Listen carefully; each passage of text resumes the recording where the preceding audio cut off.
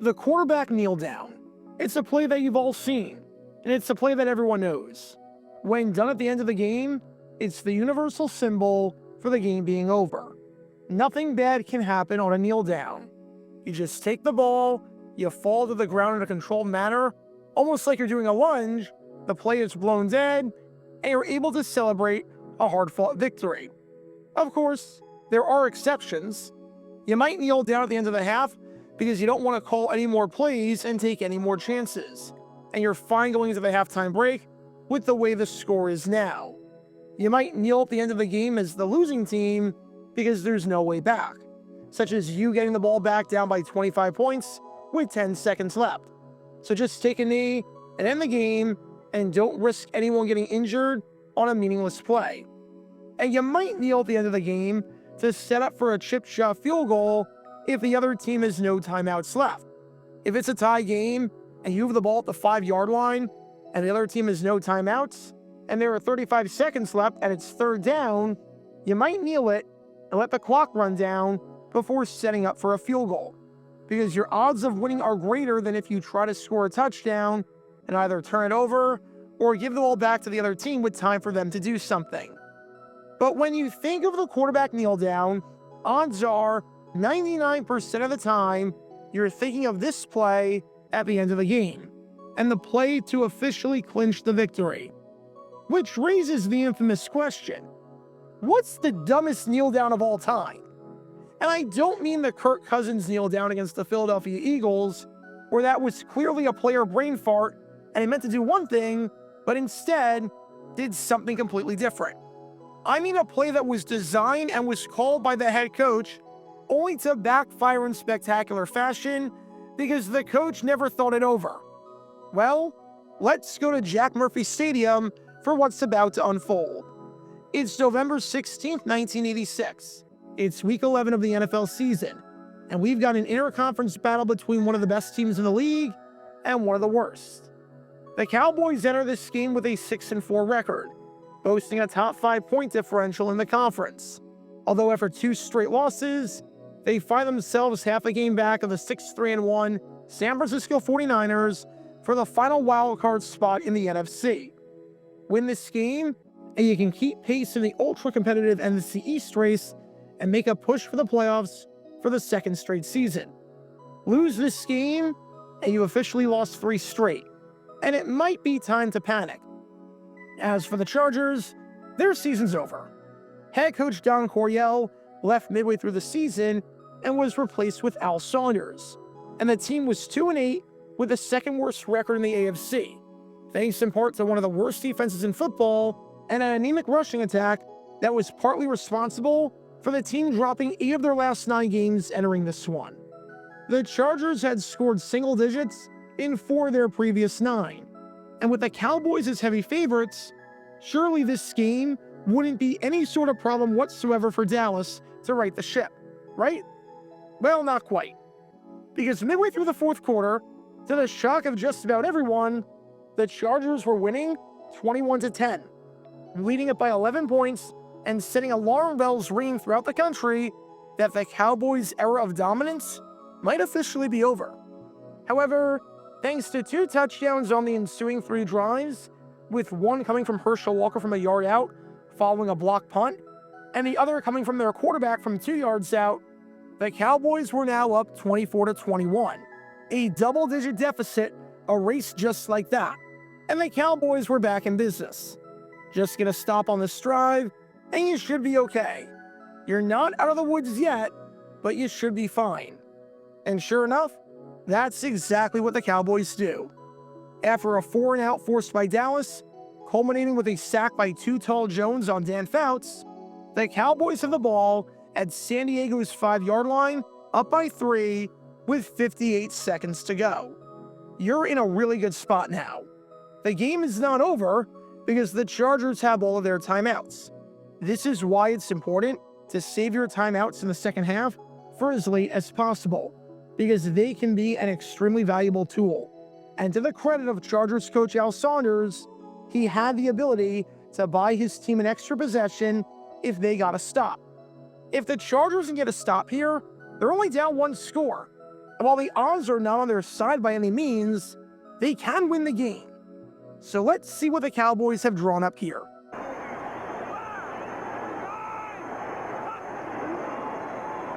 Makes no effort to move the ball. You're taking a knee? When the other team has 3 timeouts, and you're up by 3 points with about a minute left. You're taking a knee? Is this part of some grand strategy that I'm missing? Is this... Gonna give it a Dorsett. Nope, based on what your second down play is, you just completely misjudged the situation. Good job.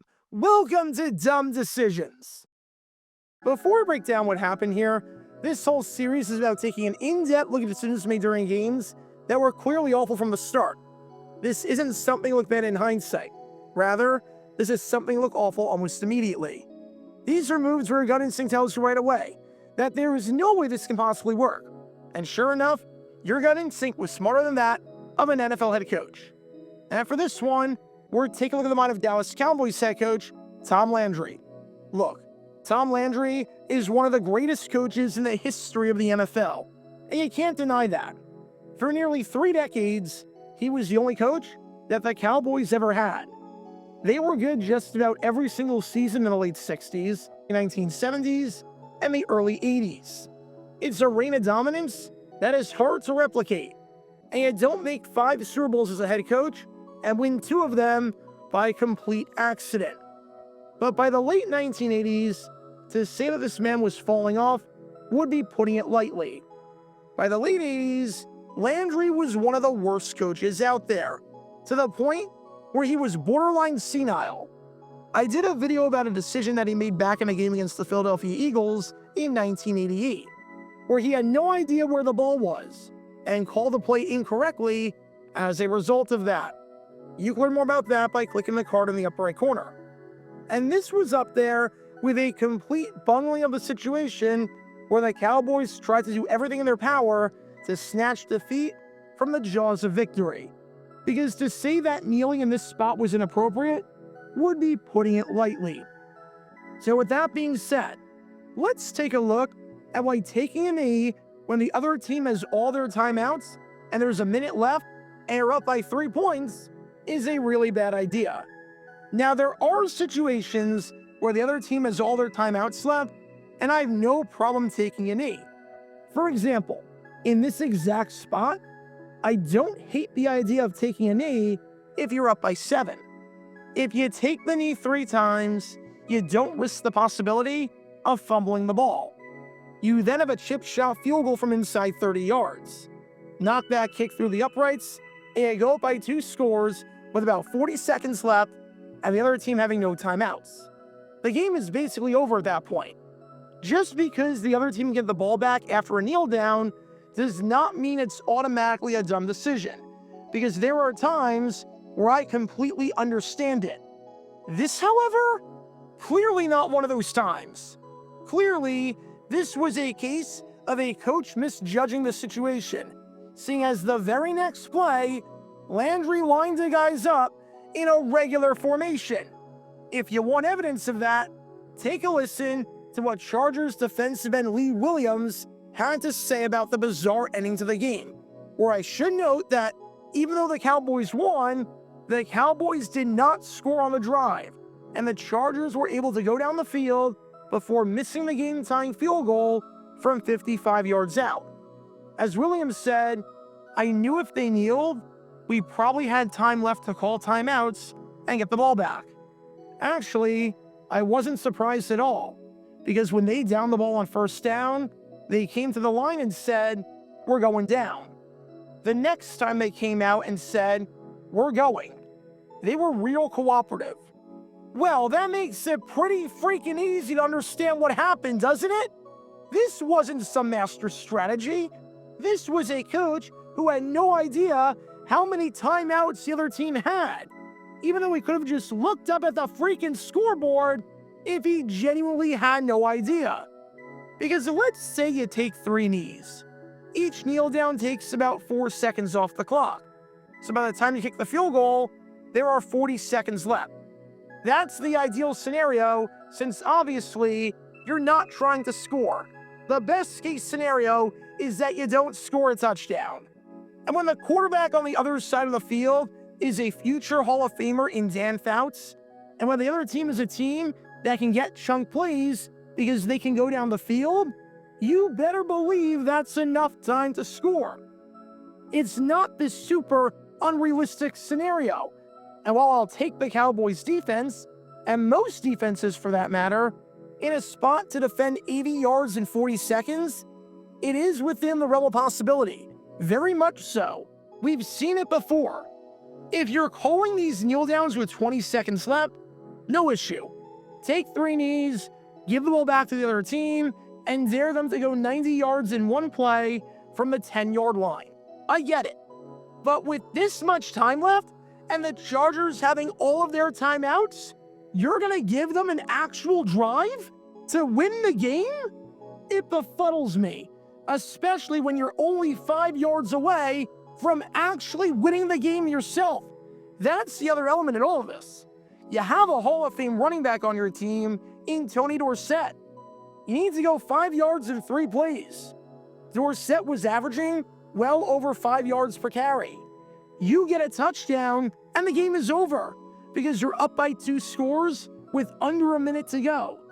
So which do you honestly think gives you a better chance at winning the game?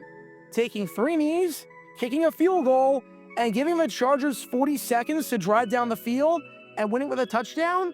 Or trying to get into the end zone and punch it in with Tony Dorsett and make it a 2-score game? I know which one I'm taking. I definitely know which one I'm taking. Heck, even if doomsday happens and you fumble the ball and you get nothing out of it, the Chargers still need to drive 90 yards to win the game in regulation and need to get about 55 yards to have a shot at a game-tying field goal. You run the ball and get it, you win the game. You run the ball and don't get it, the Chargers have a longer way to go to win it in regulation versus the distance they need to get after a kickoff when you go up by 6. In both scenarios, running the ball and actually calling plays designed to score while also killing the clock is the better move. I don't know what possesses anyone here to take a kneel down in a 1-score game where the other team has all of their timeouts, and this is the situation you're dealing with. But that's where Tom Landry was at this stage in his career, completely and utterly incompetent and well past his prime. No one asked Landry after the game why he decided to do this. It's probably because the Cowboys won the game, but no reporter stopped to ask the question, "Hey, Coach Landry, you guys decided to kneel it and waste the play for no reason, and it almost cost you the game. So what was that about?" So we'll never know why Landry did this and took a knee on first down, thinking that the game was over, or whether this was some master plan that only he understands. I'm guessing it was the former. Either way, I doubt that the Tom Landry of the 1970s or the early 80s makes this decision. It was another step back from one of the greatest coaches to ever do it, and shows how Father Time comes for us all and doesn't stop the greats from making dumb decisions. So what did we learn from all of this? Don't take a knee if it makes no sense to take a knee. If you don't have the game won, if the other team has all of their timeouts, if you're not in a position to change the number of possessions that you're up by when you're only up by 1 score, if the other team will still have plenty of time to drive down the field and beat you, then it makes no sense to sacrifice plays and get rid of the opportunity to win the game and put it away. Make sure you know how many timeouts the other team has in a late game situation. Because if you can't keep track of a number between 0 and 3, you probably shouldn't be the man in charge of the entire football operation. And if you want to know why the Cowboys completely collapsed at the end of the 1986 season, not winning a single game the rest of the way, losing 5 straight to finish at 7-9, and then why they fell apart in 1987 and 1988, this should give you a pretty good indication as to why. Because this man, as great as he used to be, had no idea what he was doing by the end. Because when all these elements are in play, You can't exactly be surprised when this play backfires. Talk about a dumb decision.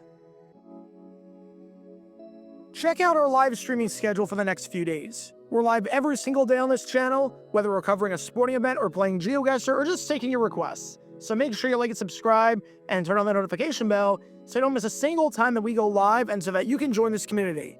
Also, thanks to all our members and our Patreon supporters who get exclusive perks like their name at the end of each video, members-only Q&A streams, and cool emojis to use on videos and during streams. See how you can join this community and become a member or a Patreon member by clicking the link in the description below.